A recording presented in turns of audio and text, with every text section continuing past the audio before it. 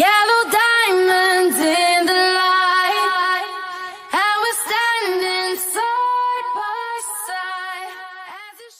And this is the From Scratch podcast. We are back with another video. This is season 2, episode 7.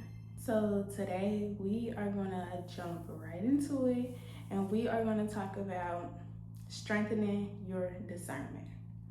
So if you don't know, I do video shorts on Instagram, TikTok, and all of the different platforms or whatever. And I just tell people about Jesus and what he said in the Bible, right? So I did a video over discernment this past week, and I had a viewer that was wanting to know a little bit more about strengthening your discernment. So that's what made me do this video. So that's ultimately what we're going to talk about today, strengthening that discernment. So if you are someone who doesn't really know what discernment is your intuition. Discernment is how you read people. Discernment is how you protect your energy and your peace. And discernment is how you can maneuver what really aligns with you. One thing I've been working on lately is really strengthening my own discernment, right? And not just meaning making decisions. I've been strengthening my discernment to make better decisions and trusting myself on the first time. That's so hard, y'all. It's so hard. I've been learning how to read situations clearly without overthinking or ignoring what I actually and truly feel. Because to be honest, if no one ever told you, everything is not meant for you. And discernment is exactly how you recognize that. So let's talk about what discernment actually is. Discernment is not judgment.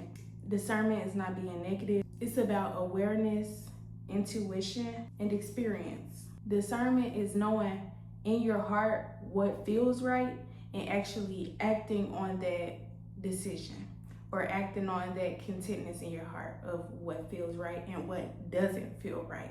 Because it's important. We have to be able to decipher the two. So I think that a lot of people struggle with discernment because they ignore their good feelings, for one. There's so many people out here that literally will ignore their first thought or ignore their first feeling and work themselves all the way down to a watered down type of solution that wasn't really what was meant to happen. I hope that just made some sense. And if it didn't make sense, I have an example for you. I had a friend that used to always bet, right? And I used to tell him, like, go with your first gut, go with your first thought, go with your first feeling, Like, not on no impulsive stuff, but if you think that he gonna get that, go with your first thought. Don't be in a lab and having people change your mind. Cause y'all know how it be when you go, they'll all be like just politicking in the little common area of where you place your votes. And he'll just always let them people get into his ear, and whole time what he originally thought was going to work worked. But he would ignore that first feeling because he was overthinking it, or he just thought that his intuition wasn't strong enough. Ultimately, that's what it comes down to. That's what it boils down to, that he didn't trust himself enough, or like you don't trust yourself enough. That's why you don't go with your first feeling. Really, that's your intuition telling you, something. Another reason people struggle with discernment is because they want something to work out.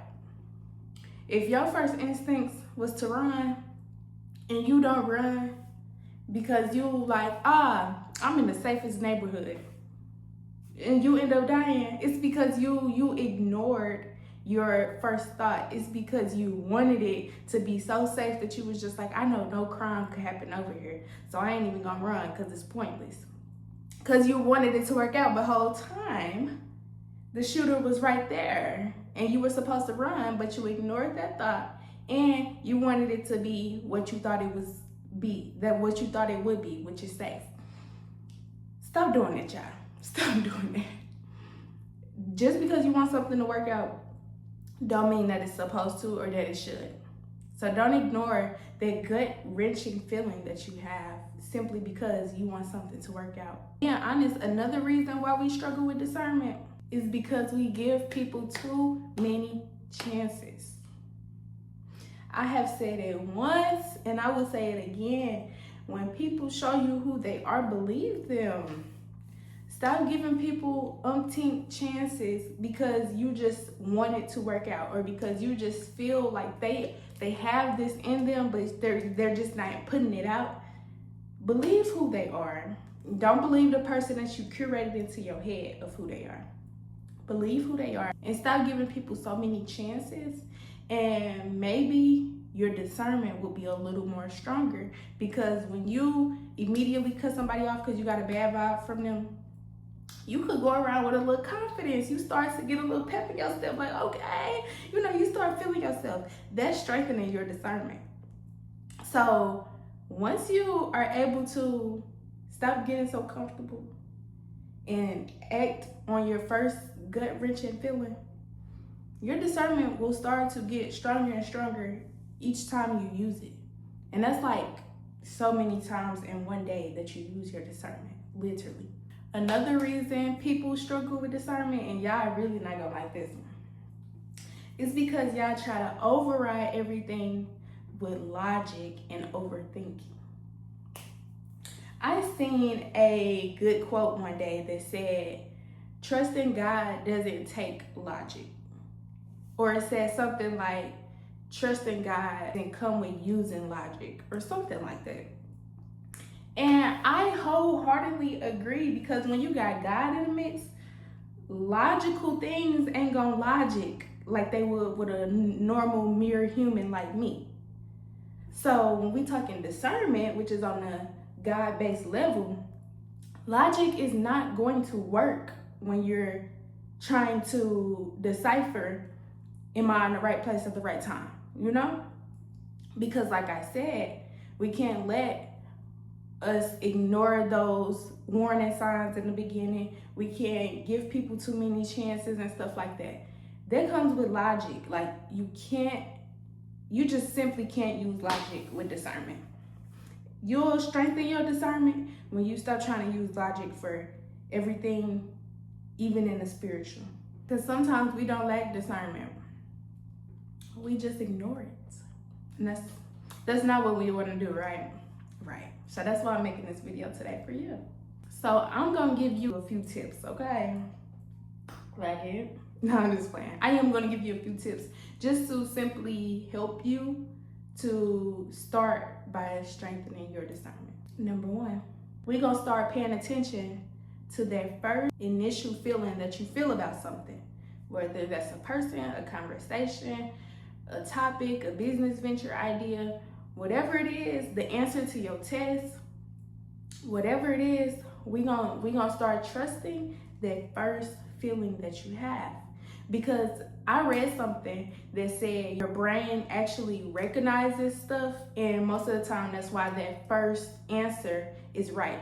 I was reading like an article or something about the brain, just because like that's on the nerdy side, that's the type of person I am. I love the brain, love the chemical balances and imbalances. Anyways, I was reading about the brain. It was like, why do you immediately know the answer when you see one of the answers on a test? And it's basically because like our body has like a recognition. Everyone doesn't have photographic memory, but our brain has like a feature, I would say, that memorizes information that we have already previously seen. So it makes it easier for you to, if you ever was taking a test and you was just drawn to an answer and you like, I seen something like I'm drawn to this, is because your body, your brain remembered that you already seen this before, or you seen something like it, and it gets to doing its own mathing, and that's how you get the answer. So what was I going with that? See, that's why I can't start talking about stuff that I like, because then I get sidetracked. I can't remember where I was going with that, so we're just gonna get right back to the tip. That initial gut reaction. Oh, that's what I was gonna say. So when you have that initial gut reaction, act on that. Unless we're talking about emotions, then we're gonna take some time, we're gonna take a beat and stuff like that. But if it's just like a regular everyday, if you get a bad feeling about somebody and you having a conversation and you having a bad feeling about that conversation and you want to cut it off, cut it off. That's okay. That will strengthen your discernment. And don't over explain your first feeling away. Don't psych your brain to say like, oh, I really don't feel like that. Or this is again, putting that logic in. Don't be like, oh, I really just don't think that would make sense, because logically, like when we talk about discernment, when you talk about the spiritual level, when you talk about the spiritual realm, when you talk about God, it's not no logic type of answer there. So when you get that first initial feeling, don't over explain it away. Act on it. If you're uncomfortable, leave. If you're happy, stay. You know, just that simple. Tip number 2, stop rushing decisions. I talked about this previously. Stop being in such a rush. No one has you on a time clock, babe.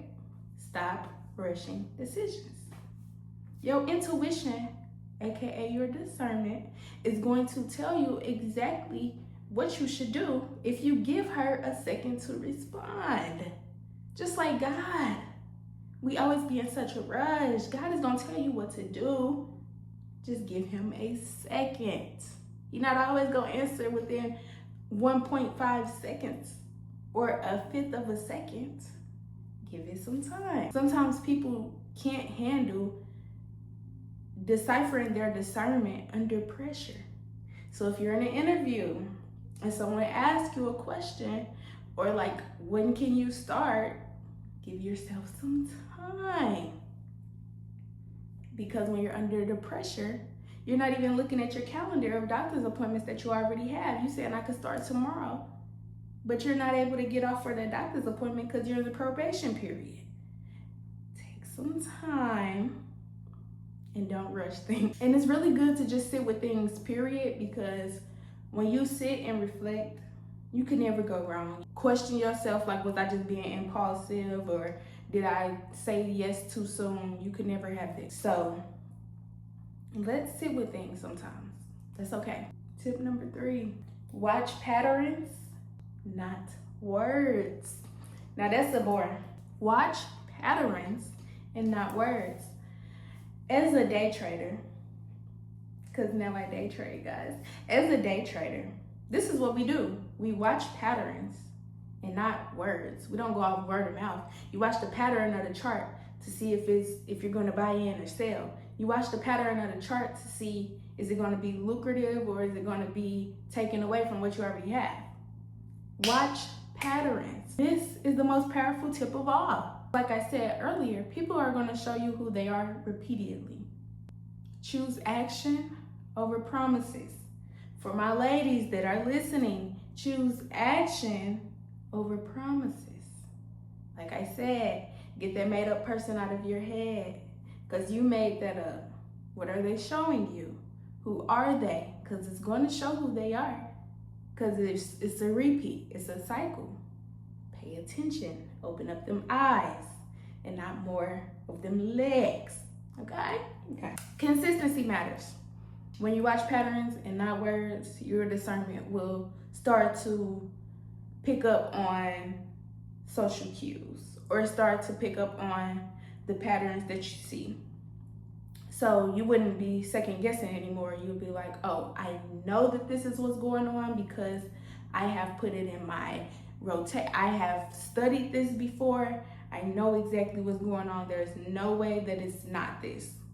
You know? It gets easier, I promise. And tip number 4, be honest about what you feel. Be honest with yourself. Don't force into things. Don't ignore discomfort. And don't accept stuff that isn't right. Sometimes, even myself, I catch myself saying, it's okay. It's okay. It's okay. When really, it's not okay. Really, I should have corrected you in the moment, because now you're going to think it's okay to do this to other people. And I know how it made me feel. It made me feel uneasy. So I shouldn't have said okay. You know, I'm guilty of that. Be honest with what you feel. Be honest with yourself.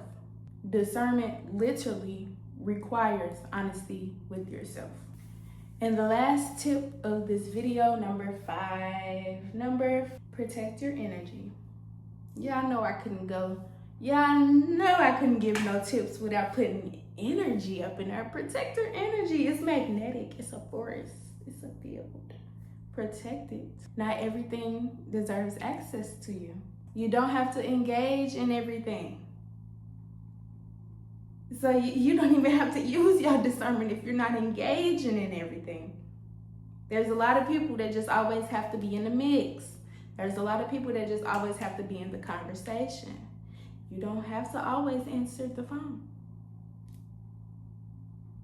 Don't engage with everything. And maybe you'll be able to, your discernment will be heightened in the next conversation. You'll be like, I know this ain't right. Or I know this is for me. I know you were talking to me because I just had this conversation with God. And lastly, it's okay to pull back. It's okay to pull back, to be reserved, to be content with yourself, and to just meditate with you and your discernment on your own. You don't have to go around asking folks. You don't have to go around telling people this is what's been going on and how do you decipher and all of that. Be content with yourself. Be content with just being with you and God. Go ask God. He the one gave it to you. He could tell you what to do with it. And now we are going to close out this video because I think I have beat the dead horse. I think I said all that I could say about how to strengthen your discernment, and I hope it works for you. If you do the tips like I said, it'll definitely work for you. So with that being said, discernment isn't about being perfect. It's about being aware and choosing better over time. Right. You learn, you adjust, and you trust yourself just a little bit more every single day. I promise you will. I promise. And don't forget, it starts with you. So do the inner work, and your discernment, it will flow like an everlasting river. And that's on Jesus Christ.